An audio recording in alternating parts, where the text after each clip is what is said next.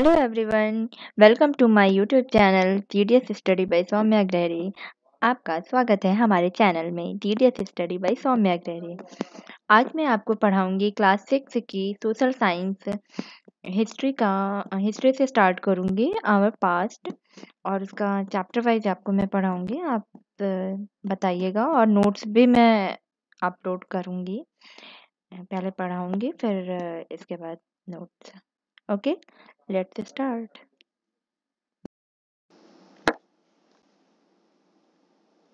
History के first chapter में हम इंट्रोडक्शन पढ़ेंगे और जानेंगे कि लोग पहले कैसे रहते थे, क्या करते थे।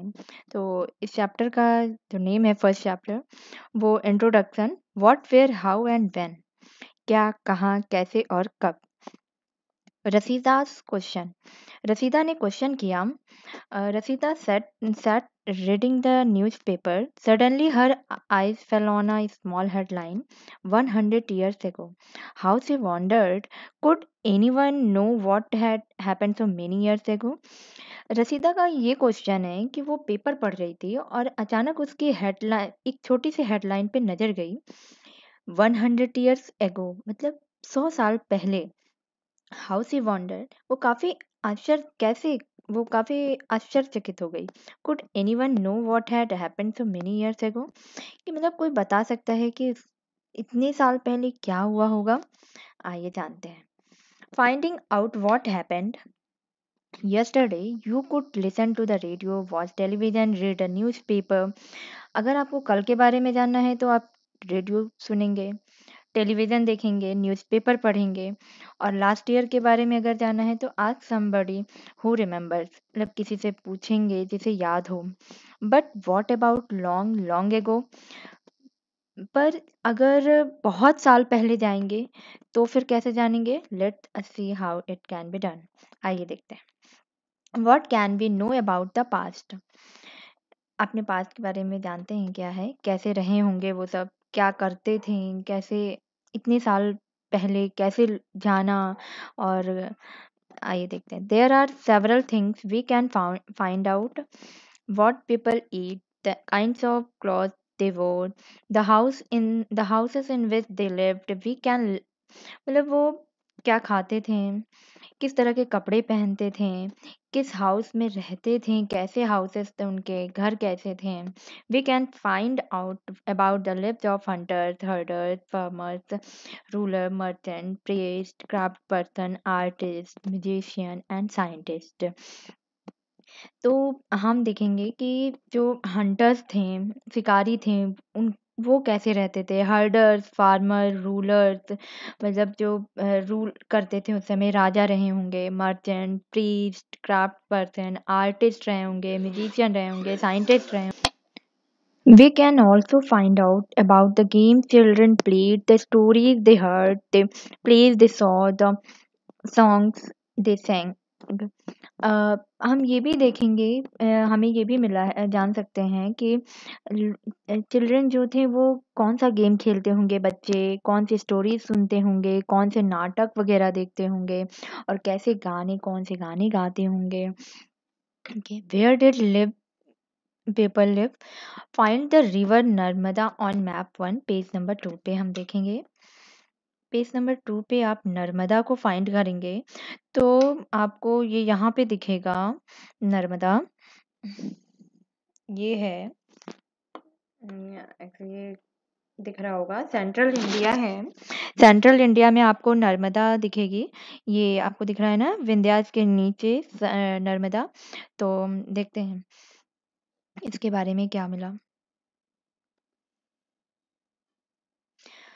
People have lived along the banks of this river for several hundred thousand years. जो लोग इस नदी के किनारे रहते थे वो 1000 साल पहले की बात है। Some of the earliest people who lived here were skilled gatherers.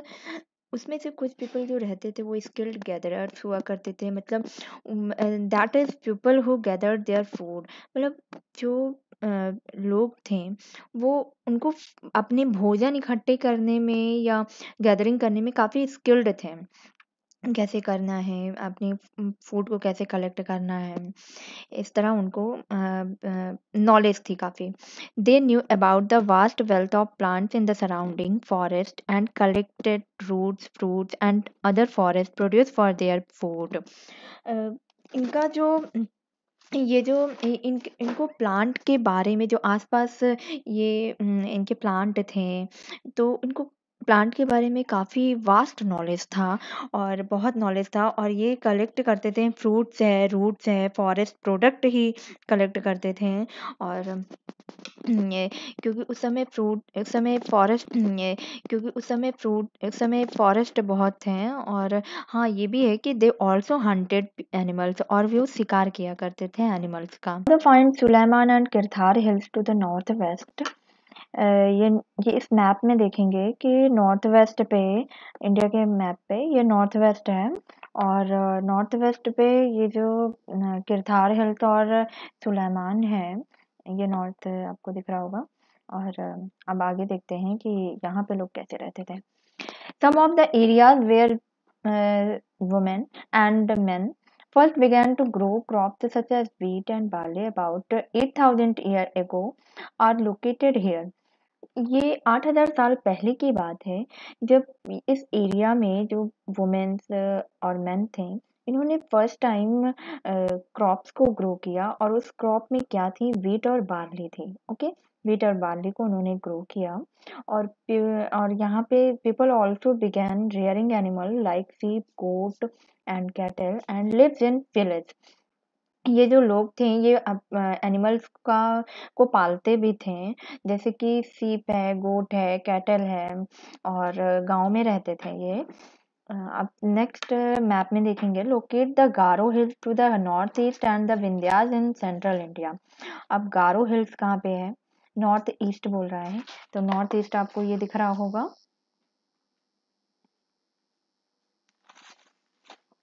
North east, ये गारो हिल्स होगी।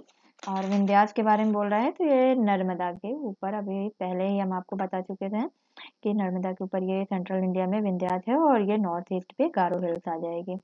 ओके, अब इसके बारे में देखते हैं यहाँ पे क्या होता था। These were some of the other areas where agriculture developed। मतलब ये जो एरिया था गारो हिल्स का और विंध्यास का, यहाँ पे एग्रीकल्चर को डेवलप किया गया। Okay, the places where rice was first grown are to the north of the Vindhyas। और विंध्यास का जो नॉर्थ एरिया था, विंध्यास के जो नॉर्थ एरिया पे, यहाँ पे फर्स्ट टाइम राइस, चावल को ग्रो कराया गया। ओके, अब आगे देखते हैं, trace the river Indus and it's tributaries. River Indus बहुत इम्पोर्टेंट है ये रिवर। ये आपको इंडस सिविलाइजेशन, जो कि बाद में हम पढ़ेंगे इसके बारे में, बहुत इम्पोर्टेंट है, इसके अच्छे से ध्यान से देखिएगा। अब आप कहाँ ढूंढेंगे इसे, और अब आगे देखेंगे। नॉर्थ वेस्ट में जो इंडस रिवर थी, उसमें जो ये आगे दिया हुआ है, tributaries are smaller river that flow into a large river. जो रिवर की ट्रिब्यूटरीज होती थी, क्या थी, छोटी छोटी रिवर्स होती थी, जो कि लार्ज रिवर में जाके मिल जाती थी, फ्लो करती थी। Okay, About 4700 years ago, some of the earliest cities flourished on the banks of these rivers। 4700 साल पहले की बात है, कि लगभग 4700 साल पहले ही रहा होगा। और इसमें जो धीरे धीरे सिटीज जो थी, वो इस रिवर के किनारे पर फ्लरिश्ड, बसने लगे थे। और letter about 2500 years ago cities developed on the banks of the Ganga and its tributaries and along the sea coast। फिर इसके बाद 25 years ago लगभग सिटीज जो थे, शहर जो थे, नगर जो थे, ये गंगा के और इसकी जो ट्रिब्यूटरीज थी और सी कोस्ट, इन सब के किनारे पर सिटीज डेवलप्ड हो चुके थे। अब आगे, locate the Ganga and its tributary called the Son. जो गंगा नदी थी, इसकी जो ट्रिब्यूटरी थी, उसे सोन नदी कहते थे। In ancient times the area along these rivers to the south of the Ganga was known as Magad, now lying in the state of Bihar. ये इस रिवर के किनारे का जो एरिया था साउथ गंगा के साउथ पे उसको मगध कहते थे जो इस समय बिहार स्टेट पे आपको मिलेगा और it's ruler were very powerful and set up a large kingdom. इसके जो राजा हुआ करते थे जो रूलर्स थे वो बहुत पावरफुल होते थे और उन्होंने एक लार्ज किंगडम लार्ज अपना राज्य को सेटअप किया था।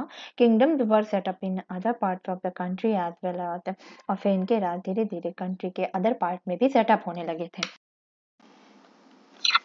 Throughout, people traveled from one part of the subcontinent to another. The hills and the high mountains, including the Himalayas, deserts, rivers, and seas, made journey dangerous at times but never impossible. मतलब जो इन सब के through हम देखते हैं कि जो लोग वहाँ उस समय रह रहे थे सब कॉन्टिनेंट में तो वो ट्रैवल करते रहे होंगे सब कॉन्टिनेंट के एक पार्ट से दूसरे पार्ट में जाने के लिए तो उन्हें काफ़ी दिक्कत परेशानियों का सामना करना पड़ता होगा जैसे कि उनके बीच में हिमालयाज आते होंगे, डेजर्ट्स आते होंगे, बड़े-बड़े पहाड़ आते होंगे, रिवर लंबी होती होगी, समुद्र आते होंगे, तो उनकी जो जर्नी है काफ़ी डेंजरस हो जाती थी, बट इम्पॉसिबल नहीं थी। वो अपनी जर्नी तय करते थे, इतनी दिक्कतों के बाद भी।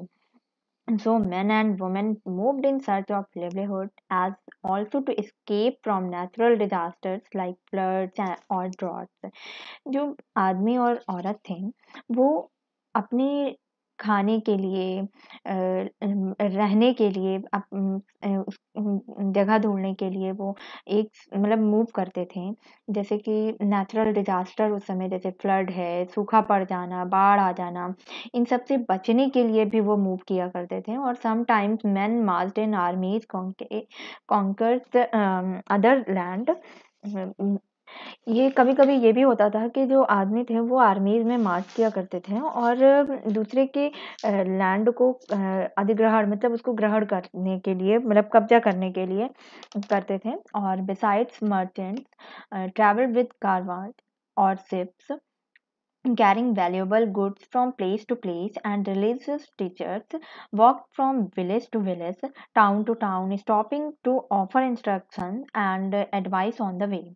मतलब ये जो लोग हुआ करते थे ये मर्चेंट्स ये समूह में चलते थे शिप से जाते थे और मतलब एक एक स्थान से दूसरे स्थान पे ये अपने साथ वैल्यूएबल गुड्स को लेके चलते थे और इनके साथ रिलीजियस धर्म के जो टीचर हुआ करते थे वो भी वॉक करते थे village to village town to town और उन्हें इंस्ट्रक्शन दिया करते थे और एडवाइस भी देते थे रास्ते पे finally some people perhaps travel driven by a spirit of adventure wanting to discover new and exciting places. All these led to the sharing of ideas between people. मतलब फाइनली ये होता था कि कुछ लोग जो ट्रैवल करते थे मतलब काफ़ी एडवेंचरस रहा करता था और वांटिंग मतलब उन्हें ये रहता था कि वो चाहते थे कि एक नया और कोई एक्साइटिंग प्लेसेस मिले उसको खोजते थे वो और all this led to the sharing मतलब एक दूसरे से लोग मिलते थे एकदम आपस में तो अपने आइडियाज को शेयर भी करते थे। Why do people travel nowadays look अब मैप को देखते हैं एक बार ये आपको मिलेगा। Why do people travel nowadays अब देखते हैं कि लोग उस समय ट्रैवल क्यों करते थे। Hills, mountains, and seas formed the natural frontiers of the subcontinent. While it was difficult to cross these frontiers, those who wanted could and did scale the mountains and cross the seas.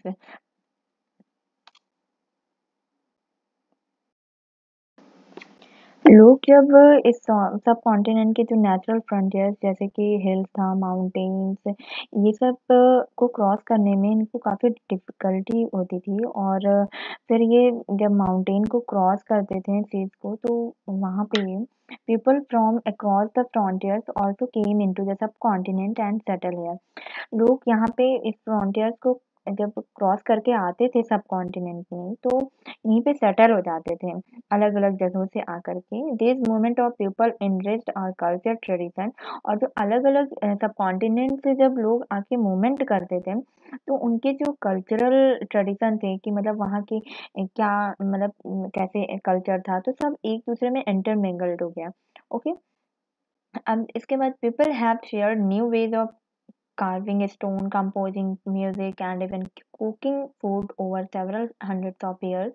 मतलब लोग जो थे वो नए नए ideas एक दूसरे से शेयर करते थे कि स्टोन पे आप ऐसे नक्काशी करेंगे, ऐसे बनाएंगे, तो इस तरीके का। और कंपोजिंग म्यूजिक का अलग अलग तरीका बताते थे कंपोज करने का, और कुकिंग का अपना अपना स्टाइल रहता था कि वहाँ किस तरीके से बनाना, ये सब एक दूसरे से शेयर करते थे ये लोग। और names of the land, two of the words we often use for our country are India and Bharat. The word India comes from the Indus called Sindhu in Sanskrit। जो इंडिया शब्द था वो Indus से आया। Okay, जिसे संस्कृत में सिंधु कहते हैं। बहुत इंपॉर्टेंट है ये, इसे आपको मार्क करना चाहिए।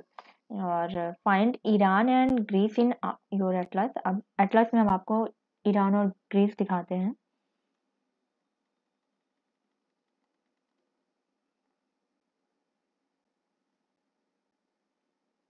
पता है, ईरान और जो ग्रीस थी ये इधर नॉर्थ वेस्ट से आते थे।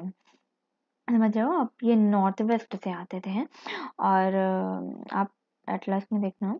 ओके, और the Iranian and the Greeks who came through the north waste, मैंने अभी बताया नॉर्थ वेस्ट से आते थे, about 2500 years ago, and were familiar with the Indus, called it the Hindus और द इंडोस। मतलब 2500 साल पहले जो ईरानियन और ग्रीक्स आए थे नॉर्थ वेस्ट के थ्रू, तो वो इंडस के बारे में जानते थे, तो इन्होंने इसे जो नाम दिया वो लोग इंडस नहीं बोलते थे, हिंदोस बोलते थे, इंडोस। ओके, एंड और इसके बाद ये जो रिवर के जो ईस्ट पार्ट का जो लैंड था उसे वो इंडिया कहते थे। The name Bharat was use for a group of people who lived in the north west and who are mentioned in Rigveda. The earliest composition in Sanskrit dated to about 35 years ago। मतलब ये 3500 साल पहले जो भारत का नाम था ये ऋग्वेद में मेंशन किया गया है कि जो लोग नॉर्थ वेस्ट में रहते थे, जो जो लोग नॉर्थ वेस्ट की तरफ के लोग थे, लोगों का जो ग्रुप था वो उन्हें भारत नाम कहते थे, भारत बोलते थे। और ये ऋग्वेद में लिखा हुआ है जो कि संस्कृत में है। और अब देखते हैं, फिर बाद में ये later it was used for the country, पूरे कंट्री को ही डिनोट किया गया भारत नाम से। Finding out about the past, अब पास्ट के बारे में फाइंड करते हैं। There are several ways of finding out about the past. About the past, देखो पास्ट को फाइंड करने के बहुत से तरीके हैं कि हमारे पहले क्या हुआ होगा, कैसे थे। तो इसमें से कुछ जो इनके फाइंडिंग के जो तरीके थे वो बताए गए हैं। जैसे one is to search for and read books that were written long एगो।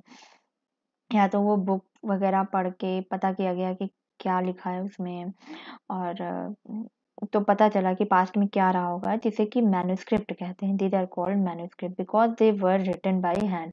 अच्छा, मैन्युस्क्रिप्ट होता क्या है? मैन्युस्क्रिप्ट का मतलब मैनु प्लस स्क्रिप्ट। मेनू मतलब होता है हैंड के द्वारा लिखा हुआ, जो मतलब हाथों से लिखा गया हो। This comes from the Latin word Manu meaning hand. Okay, script मतलब लिखावट, जो हाथों से लिखी गई लिखावट हो उसे मैन्युस्क्रिप्ट बोलते हैं। ये आपको यहाँ पे मिलेगा। A page from palm leaf manuscript. जो मैन्युस्क्रिप्ट हुआ करती थी वो पाम लीफ में लिखा जाता था, और this manuscript was written about 1000 year ago. ये हजारों साल पहले की बात है। The palm leaves were cut into pages and tied together to make books। मतलब ये जो लीव्स हुआ करती थी, पाम लीव्स, उसको एक साइज में कट करते थे और फिर इनको इकट्ठे करके एक बुक जैसा बना दिया जाता था और उस पे लिखा करते थे। These were usually written on palm leaf or on the specially prepared bark of a tree known as the birch which grows in the Himalayas। मतलब ये जो पाम लीफ पे लिखते थे ये स्पेशली ट्री की बार्क से प्रिपेयर किया जाता था, जैसे बर्च कहते थे। विच ग्रोथ ये हिमालयाज में मिलेगा आपको। ये देखिए एक आपको ये मैन्युस्क्रिप्ट दिख रही है जो कि समझ नहीं आ रहा है, बट इसे पढ़ा गया, समझा गया बड़े बड़े विद्वानों के द्वारा, तब पता चला कि ओ ये लिखा गया है पास्ट के बारे में, तब पता चला। Okay.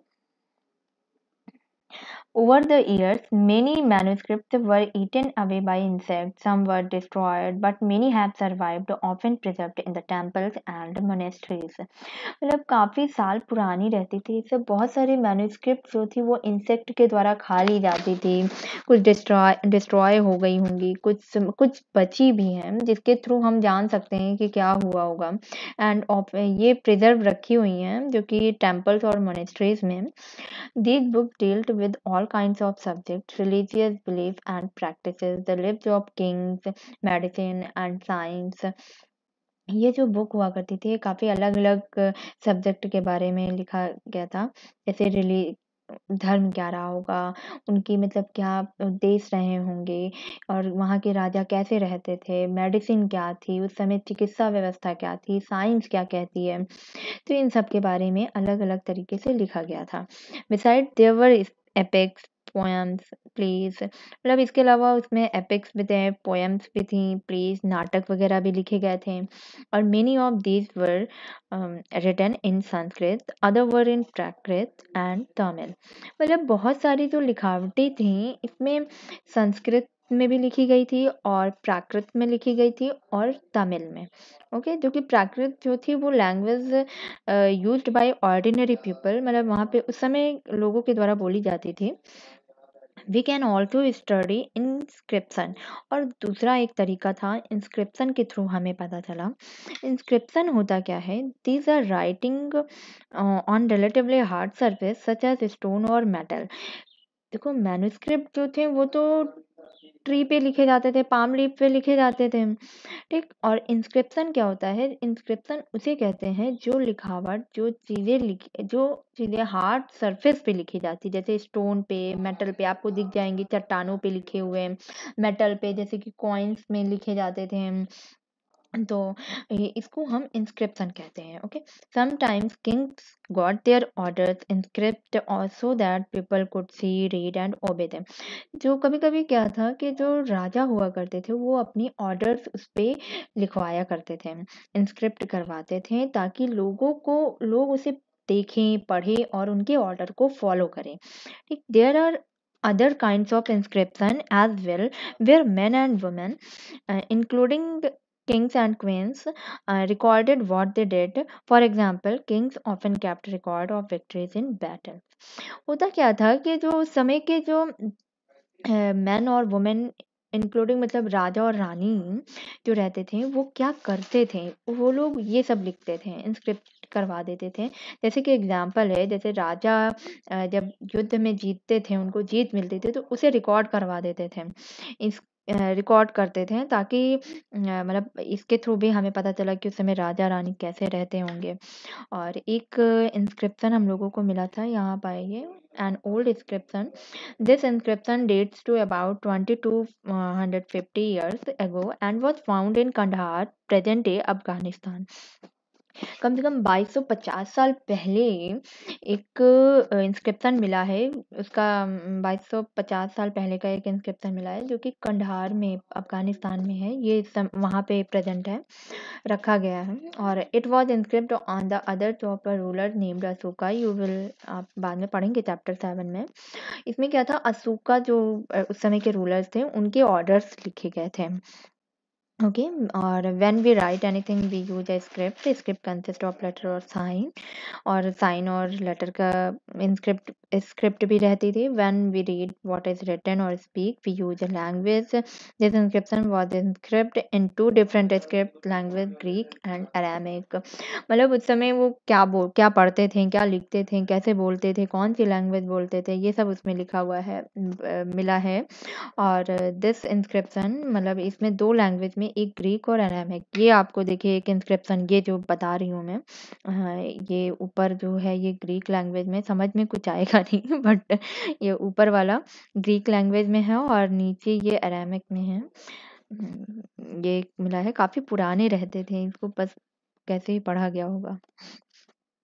Can you think of the advantage of writing on a hard surface and what could have been the difficulties? मतलब क्या सही इसके मतलब राइटिंग के जो एडवांटेज थे, क्या हार्ड सरफेस पे क्या हो सकते हैं और कितनी डिफिकल्टीज आती होगी। There were many other things that were made and used in the past. Those who study these objects are called archaeologists. देखो एक आर्कियोलॉजिस्ट, देखो 3 तरीके से हम जान सकते हैं अपने पास्ट में। पहले तो मैन्युस्क्रिप्ट के बारे में, फिर इसके बाद इंस्क्रिप्शन, अब तीसरा है आर्कियोलॉजिस्ट। आर्कियोलॉजिस्ट के कौन होते थे? जो ऑब्जेक्ट्स की स्टडी करते थे कि क्या क्या बना है, पास्ट में क्या चीज़ यूज गई है, ये आर्कियोलॉजिस्ट के थ्रू पता चलता था, बताते थे वो। और they study the remains of building made of stone and brick, painting and sculpture. मतलब वो स्टडी करते थे जो बिल्डिंग के किससे बनी गई है, जैसे स्टोन है, ब्रिक्स है, उसमें पेंटिंग्स है, स्कल्पचर, इसके थ्रू पता स्टडी किया उन्होंने। They also explore and excavate, dig under the surface of the earth. और इसे वे एक्सप्लोर किया और जैसे कि अर्थ के नीचे से भी काफ़ी चीज़ें मिली टू फाइंड, जैसे टूल्स हैं, weapons, pot, pans, ornaments and coins. उन्हें टूल्स मिले, वेपन्स, हथियार मिले, बर्तन मिले, पैन्स मिले और काफ़ी जेवरात, ऑर्नामेंट्स मिले, कॉइन्स मिले। अब सम ऑफ दी इसके थ्रू उन्होंने पता किया, some of these objects may be made up of stone, others of bone, baked clay or metal. Objects that are made of hard and impassable substances usually survive for a long time. मतलब ये कुछ object जो थे वो stone के बने होते थे या बोन्स के, जैसे उन्हें बेक्ड किया गया हो, मतलब गरम करके, जैसे मेटल्स को, क्ले को गरम किया गया हो, बेक किया गया हो उसके। और जो ऑब्जेक्ट थे वो काफ़ी हार्ड भी थे, इम्पैसिबल सब्सटेंस भी, जो काफ़ी लंबे टाइम तक सरवाइव कर सके, ऐसे सब्सटेंस का भी यूज किया गया था। और ये देख रहे हैं, ये पॉट्स हैं और ये इधर कॉइन्स वगैरह हैं, जो कि ये पॉट्स आपको दिखेगा, ये 47 ईयर्स एगो पहले यूज होता किया गया था, मिला है। और ये कॉइन्स जो है ये 25 ईयर्स एगो, ये सिल्वर कॉइन्स हैं। अब सोच लीजिए उस समय सिल्वर भी था, यूज करते थे लोग। Archaeologist also look for bones of animal, birds and fish. मतलब आर्कियोलॉजिस्ट ने जो बर्ड्स हैं, एनिमल्स हैं, फिश, उनकी भी बोन्स को भी उन्होंने देखा to find out what people ate in the past. जो लोग क्या लोग खाते थे, बर्ड्स, एनिमल, फिश, उसके बोन्स उन्हें मिले। और plant remain survive for more rarely if seeds of grain or pieces of wood have been found, they survive in charred form. मतलब प्लांट जो थे वो जो सर्वाइव, जो बचे हुए, जैसे कि ग्रेन्स मिले हमें, उसके अनाज के सीड मिले, वुड के पीसेस मिले जो जलाई गई थी उस समय, दे सर्वाइव्ड इन चैड फॉर्म में सर्वाइव थी। मतलब उस समय आग का भी आविष्कार हो गया था, ओके, तभी तो वो उन्हें चैड फॉर्म में मिला, ओके। अब do you think cloth is found frequently by archaeologist? अब क्लॉथ के बारे में देखते हैं उन्होंने क्या ही पढ़ा होगा। Historians, that is scholars who study the past, often use the word source to refer to the information found from manuscripts, inscription and archaeologists. देखो historians वो स्कॉलर होते थे जो कि मैन्युस्क्रिप्ट, इंस्क्रिप्शन और आर्कियोलॉजिस्ट के थ्रू जो इंफॉर्मेशन मिलते थे उन्हें, उन्होंने उसे सोर्स नाम वर्ड का यूज किया, okay. One source are found learning about the past become an adventure as we reconstruct it by bit. मतलब एक जब उन्हें सोर्स मिल जाता था तो उसे वो देखते थे, पढ़ते थे पास्ट के बारे में, और क्या मतलब वो काफ़ी एडवेंचरस हो जाया करता था और फिर उसे रिकंस्ट्रक्ट करते थे एक बिट बाय बिट पूरा स्टोरी जैसे। So historians and archaeologists are like detective who use all these sources like clues to find out about our past. Historians और आर्कियोलॉजिस्ट जो थे वो डिटेक्टिव जैसे ही थे, जो कि ये सोर्सेज को यूज करते थे और हमारे पास्ट में क्या हुआ है, कैसे, कहाँ, क्या, इसके बारे में ये क्लू निकालते थे। वन पास्ट और meaning. Did you notice the title of this book or past? We have used the word past in plural to draw attention to the fact that the past was different for different groups of people. मतलब इस आपने book का जब title पढ़ा होगा तो उसमें लिखा होगा आवर पास्ट। इसमें जो पास्ट के आगे एस लगा हुआ है वर्ड में वो प्लूरल फॉर्म में है और ये डिनोट करता है कि लोगों के अलग अलग ग्रुप के बारे में इस पूरे बुक में बताया गया है। एक पास्ट के बारे में नहीं, बहुत सारे पास्ट, धीरे धीरे डेवलपमेंट कैसे हुआ, कौन कौन लोग आए, कौन कौन कैसे कैसे रहे, तो इनके बारे में बताया गया है। फॉर एग्जाम्पल जैसे The lives of herders or farmers were different from those of kings and queens. The lives of merchants were different from those of craft persons and so on. मतलब herders, farmers ये सब Kings और queen से कैसे different थे, उनका रहन सहन कैसे अलग था, और मर्चेंट का कैसे अलग था क्राफ्ट पर्सन से, तो ऑन लगभग सब ऐसे धीरे धीरे उनका स्टेप बाय स्टेप हम पढ़ते गए।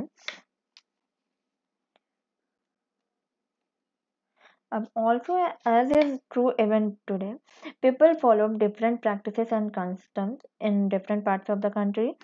Um, क्या है कि लोग अलग अलग प्रैक्टिस, अलग अलग कस्टम्स अलग अलग कंट्री में मिलेंगे, आपको काफ़ी अलग अलग लोग मिलेंगे। For example today most people living in the Andaman island get their own food by fishing, hunting and collecting forest produce. For example, today most people living in the Andaman Island get their own food by fishing, hunting and collecting forest produce। मतलब example में हम देखेंगे कि जो आज लोग Andaman island में रह रहे हैं, उनका उनके जो फूड है वो क्या खा रहे हैं, क्या फिशिंग कर रहे हैं, हंटिंग कर रहे हैं, फॉरेस्ट प्रोड्यूस को कलेक्ट कैसे करते हैं, रहते कैसे हैं। तो bye contrast most people living in the cities depend on the others for supplies of food। जो मतलब इसके बदले ये है कि जो लोग सिटीज में रह रहे हैं उनके फूड वो दूसरों पे डिपेंड है फूड के लिए। और differences such as these existed in the past as well. क्या ये डिफरेंस पहले पास्ट में भी था? Besides, there is another kind of difference. We know a great deal about kings and the battle they fought because they kept records of their victories। मतलब जो लोग जो राजा थे उस समय की ये डिफरेंस पाया गया था कि जैसे जो राजा हुआ करते थे जो युद्ध में जीतते थे और उन्होंने अपने मतलब जो जीत को दर्ज कर देते थे। Generally, ordinary people such as hunters, fishing folk, gatherers, farmers, or herders did not keep record of what they did। मतलब ये ordinary जो people जो ऐसे साधारण जनता थी, जैसे कि हंटर जो होते थे, जो फिशिंग करते थे, जो गैदरर्स थे, किसान थे, चारवाह थे, ये लोग अपने क्या करते थे ये सब रिकॉर्ड नहीं कर पाए। Though while archaeology helps us to find out about their lives, there is much about that remains unknown। मतलब आर्कियोलॉजी उन्हीं के बारे में बता पाई जो हमें मिले हैं, जो हमें उसके बारे में क्लू मिले, उसके बारे में हम हेल्प कर सकते हैं, हेल्प किया उन्होंने कि क्या हुआ होगा पास्ट में, और कुछ के बारे में हम अभी भी नहीं जानते हैं। What do dates mean? If somebody asks you the date, you will probably mention the day, month, and year, 2000 and something. These years are counted from the date generally assigned to the birth of Jesus Christ, मतलब the founder of Christianity।